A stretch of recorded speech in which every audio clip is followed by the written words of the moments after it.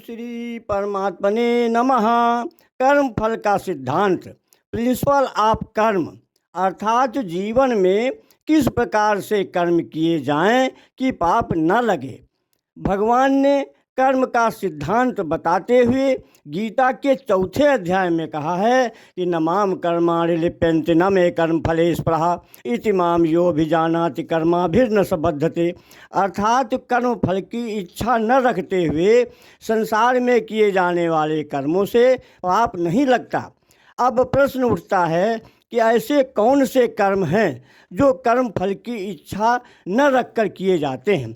सभी कर्मों के पीछे कोई न कोई कर्म फल की इच्छा अवश्य होती है।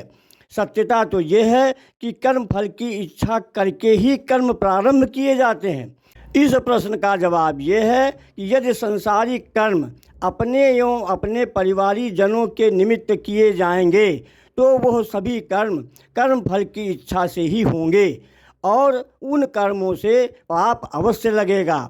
लेकिन यदि संसारिक कर्म भगवान के कर्म मानते हुए भगवान के निमित्त किए जाएंगे तब ऐसे कर्म कर्म फल की इच्छा से नहीं माने जाएंगे और ऐसे कर्मों से पाप नहीं लगेगा। इसलिए गीता पढ़ो, कर्म के सिद्धांत को समझो। हरि ओम तत्सत, हरि ओम तत्सत, हरि ओम तत्सत।